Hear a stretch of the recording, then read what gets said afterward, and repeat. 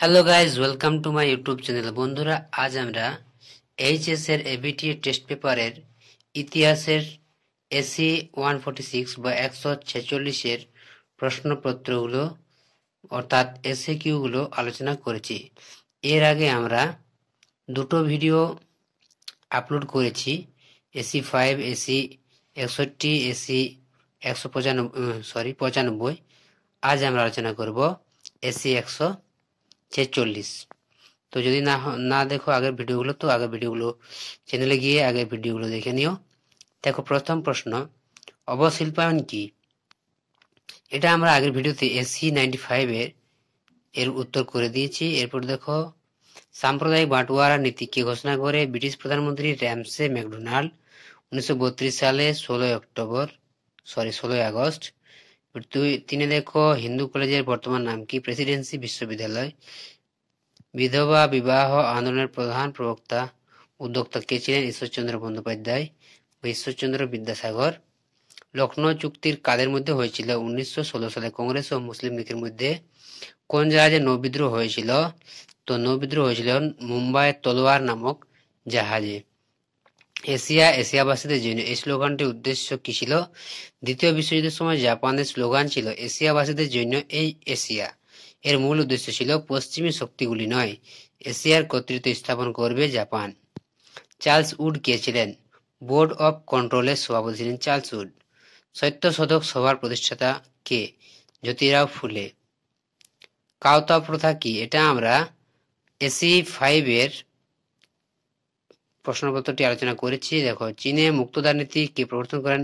এটি আমরা এসি 61 পেজে আগের ভিডিওতে দেখে নেবে। এরপর দেখো, সপ্তবিলোপ নীতি কে প্রবর্তন করেন? লর্ড ডালহৌসি। কোন মার্কিন সেনাপতি সর্বপ্রথম জাপানে পদার্পণ করেন?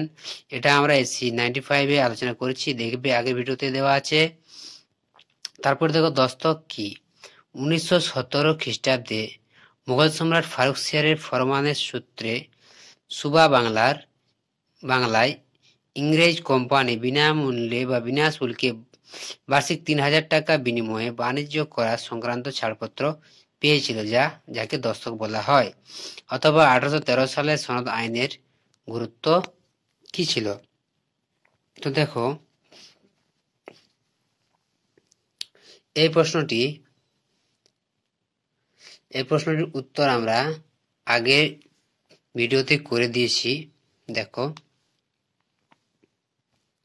এসি 95 এর আগের ভিডিওটি দেখবে। সাহুকার কাদের বলা হয়? দেখো, দাক্ষিণাত্যে মুম্বাই প্রেসিডেন্সিতে সুদখোর মহাজন শ্রেণী ছিল, তাদেরকে সাহুকার বলা হতো। এবারে দেখো, 100 দিনের সংস্কার বলতে কি বোঝো?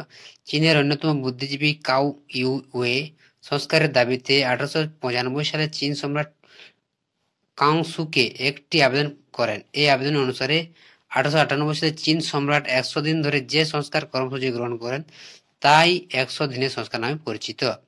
ভারতের সুপ্রিম কোর্টের প্রথম প্রধান বিচারপতি কে ছিলেন? Sir Eliza Impey. বুলগানিন কে ছিলেন? এটি দেখবে এসি 61 পেজ। অথবা ইএসএস আরফাত কে ছিলেন? প্যালেস্তাইনের মুক্তি সংঘের নেতা। ক্যাবিনেট মিশন কেন ভারতে আসে? ভারতের স্বাধীনতা সংক্রান্ত বিষয় আলোচনা করার জন্য।